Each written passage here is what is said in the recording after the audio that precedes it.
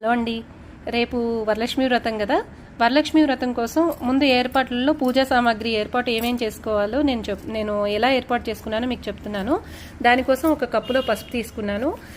ఇక్కడ అగరబత్తీలు, గంట, తర్వాత అగ్గిపెట్టె, తర్వాత ఇదేంటంటే పచ్చకర్పూరం, ఇదేమో నూనె దీపారాధన పెట్టుకోవడం కోసం కుందులు, గుగ్గిలం, తర్వాత ఇవి ధూప్ స్టిక్స్. ఇవి వెలిగించుకొని నేను ఇది దాని మీద వేసుకుంటాను అనమాట, మంచి సువాసనగా ఉంటుందని. తర్వాత నూనె, దీపారాధన కోసం నూనె.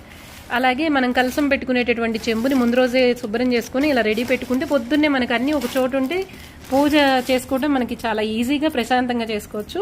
అలాగే కలసం కోసం ఒక కొబ్బరికాయ, పూజ దగ్గర కొట్టుకోవడానికి ఒక కొబ్బరికాయ పీచి తీసుకొని పెట్టుకున్నాను.